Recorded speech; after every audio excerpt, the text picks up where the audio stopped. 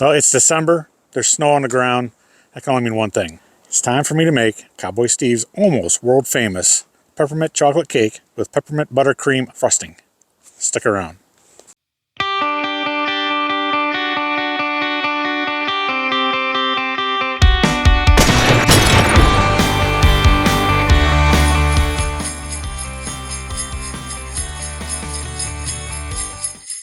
Here's the recipe if you want to pause and take a look at it. Take a screenshot, follow along.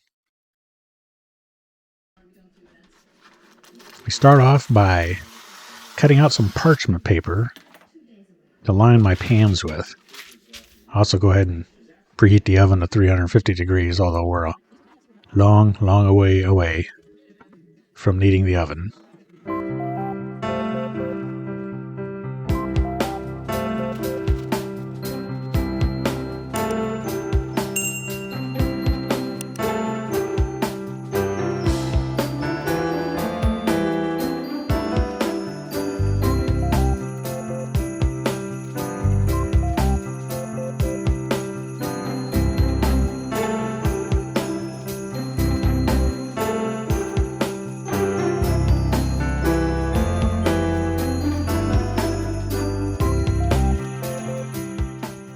Next up, we're buttering the parchment paper and pans and then dusting it with some cocoa powder. I probably should get on YouTube and see how other people do this, because this has never been a smooth process for me when I make these cakes.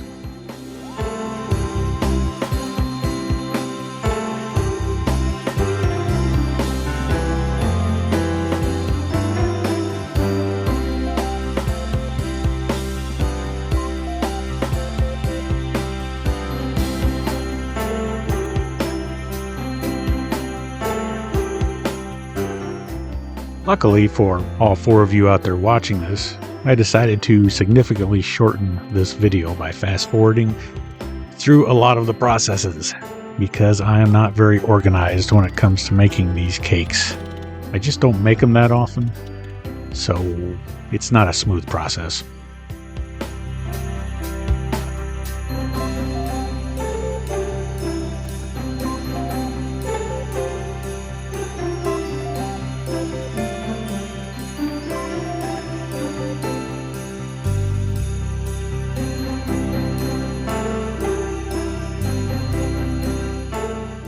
Alrighty, let's get to the meat and potatoes of the cake. Get this batter whipped up. I'm not going to read off the ingredients. You can see them on the screen there. Oddly enough, the first time I made this recipe, I had to borrow a mixer from my grandmother. She was actually in Texas at the time visiting my uncle. And when I told her what I was doing, she said, well, why don't you just go buy a cake mix? And I was like, oh, Grandma, I want to make it from scratch. But sometimes I wish I would have listened to her.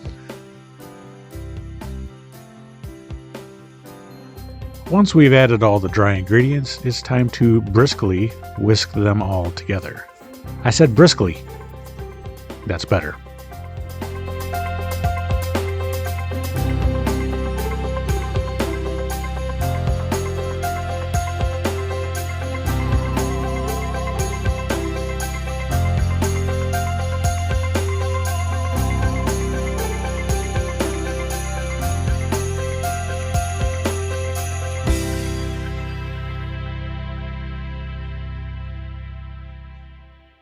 And now the wet ingredients. Really not much to say here, pretty self-explanatory.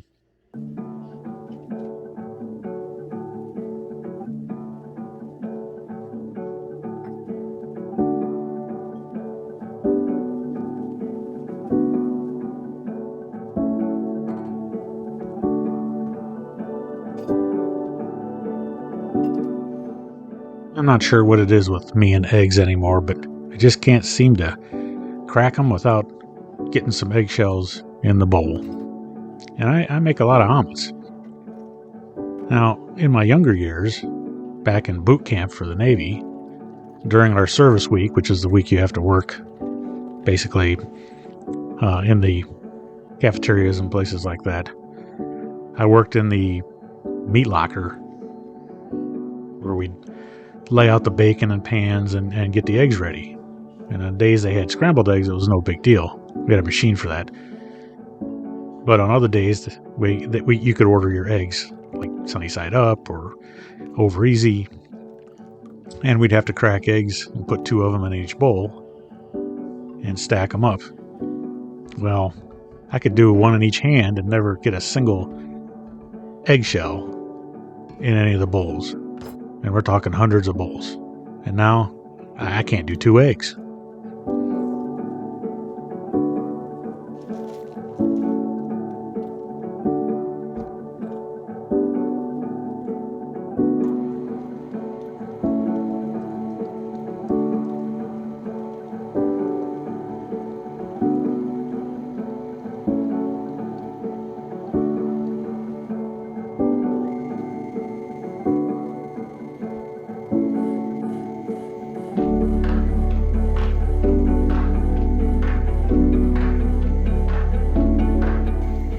I think you can all see what's going to happen here. I forgot to slow the blender down before I added the water, and you guessed it, it made a mess.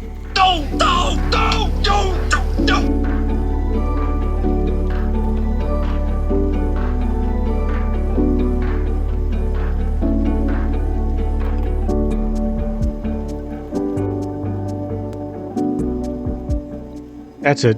Clean your mess up, you wingnut.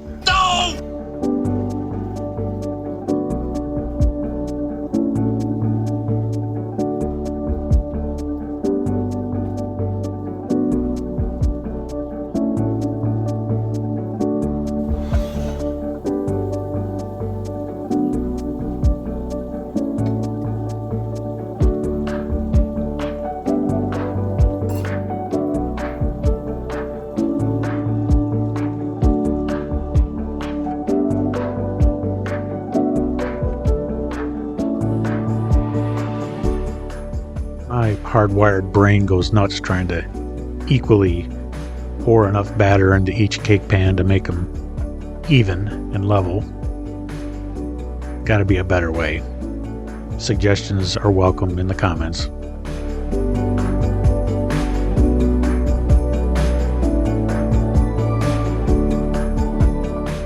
I don't remember as a kid who used to use these, if it was my mom or my grandma's or all of them, but these even baked cake strips are pretty good at helping make sure the cakes come out level.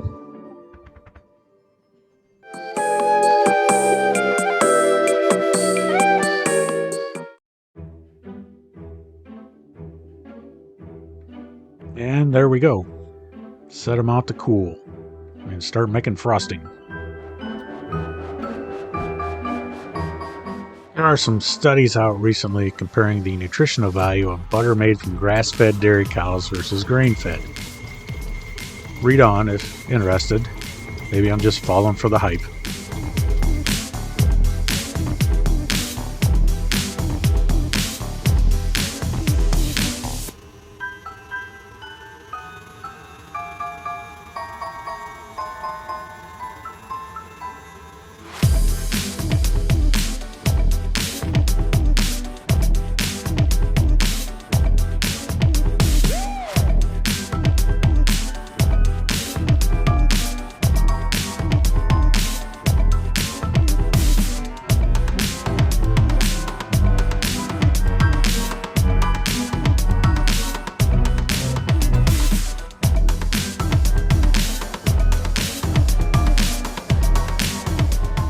Just so we are clear, there's nothing healthy about this cake, specifically the frosting. But man, oh man, there ain't nothing like a good buttercream frosting.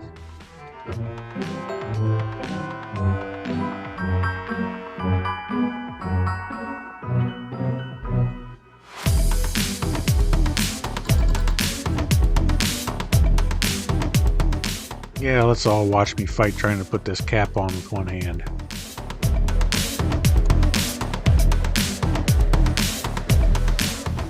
Here's another stellar example of how my mind works. Recall starting out with 1 cup of powdered sugar. It doesn't have to be exactly 1 cup, but I'm screwing around trying to make sure it's exactly 1 cup. This mixer came with a cover to kind of help keep the ingredients from flying out all over the place.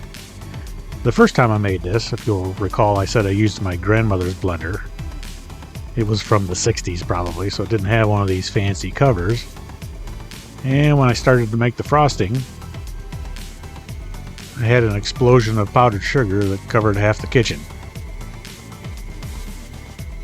It was a learning experience.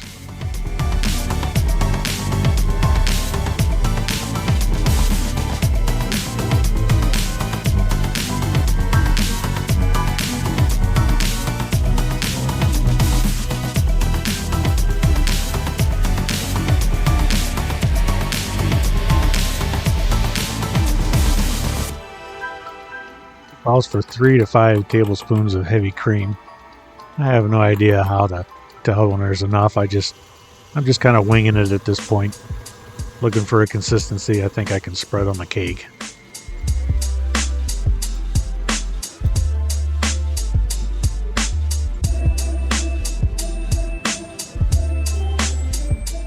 One thing experience has taught me using this blender setup is that it doesn't quite get all the butter out of the bottom of the bowl. So about halfway through the process, I always stop, try to mix it up in to make sure we don't have globs of butter at the bottom when we're done.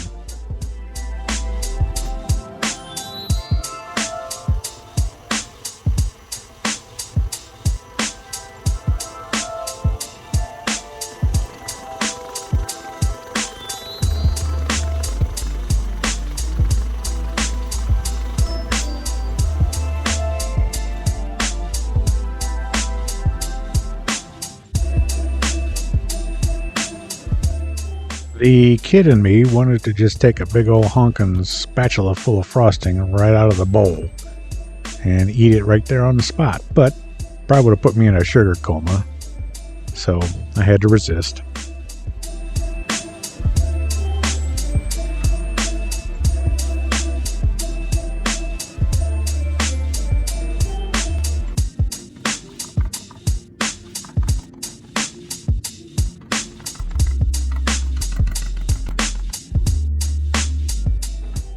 Inexperienced kind of rookie mistake here. After taking the cakes out of the pan and putting them on the cooling racks, I should have flipped them back over and put the bottom on the cooling rack, because the top was still a little fresh, let's say, and it started to squeeze through the grids of the cooling racks. It wasn't quite cool enough to frost yet, so I went ahead and put the frosting to set up in the refrigerator a little bit. It goes on a little smoother if it's cool anyway.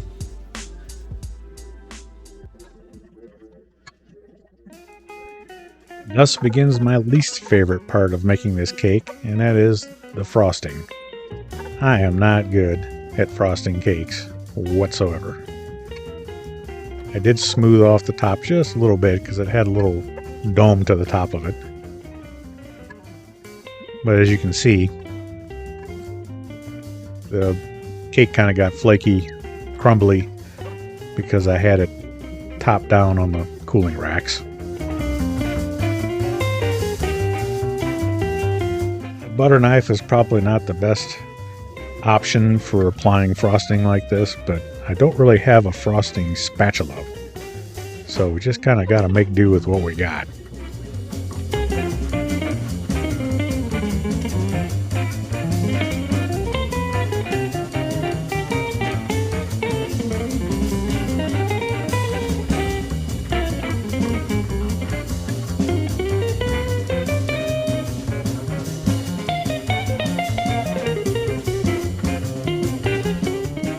At this point, I think it was about midnight the night before Christmas, and this was going to go to my mom's for Christmas dinner the next day, so I had to get it done.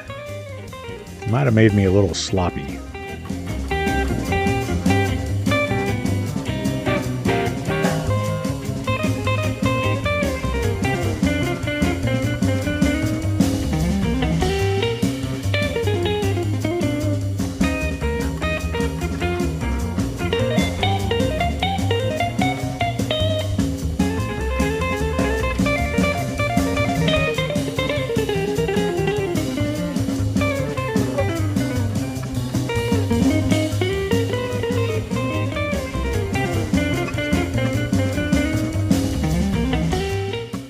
Trust me when I say it tasted a whole lot better than it looked.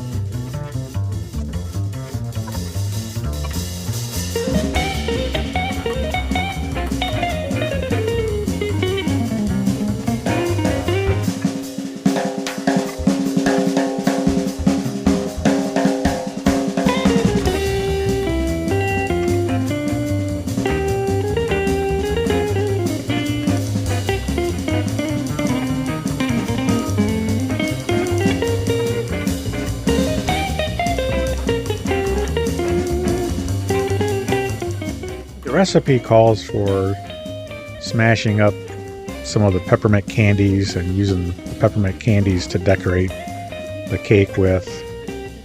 I was closing in on 12:30, 1 o'clock, and the thought of hammering on candies, smashing them up, did not appeal to me.